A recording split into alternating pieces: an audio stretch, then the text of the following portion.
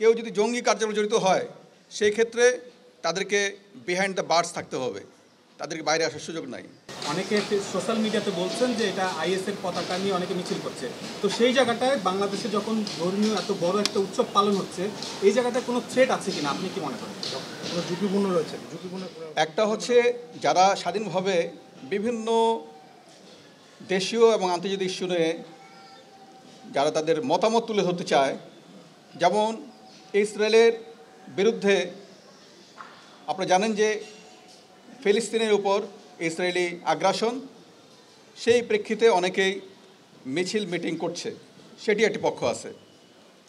স্বাধীনভাবে আমরা যেটা দেখি সেটি হচ্ছে প্রত্যেকের তার যে নাগরিক স্বাধীনতা, সংগঠন করার স্বাধীনতা, যে কোনো অ্যাসেম্বলি হওয়ার স্বাধীনতা, সেগুলি আমরা দেখতে চাই। সেগুলি আমরা যেন এই বাংলাদেশে সে তার এটি স্বাধীনভাবে প্রয়োগ করতে পারে।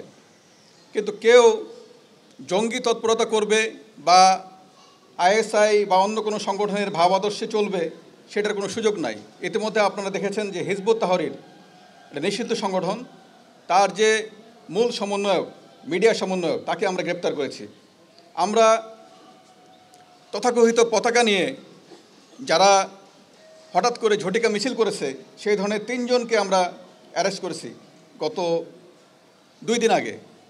সুতরাং এই ধরনের কোনো সুযোগ নাই যে জঙ্গি তৎপরতা করবে। যারা নিষিদ্ধ সংগঠন তাদেরকে আমাদের যে তৎপরতা সেটা কিন্তু অব্যাহত আছে।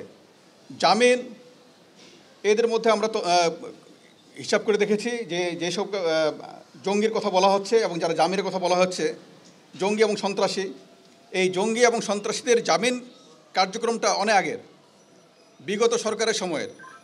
তারা কোনো কারণে তখন বের হতে পারে নাই, বের হয় নাই। আর যারা বের হয়েছে তাদের কিন্তু তাদের উপর আমাদের নজরদারি সেটি কিন্তু অব্যাহত আছে।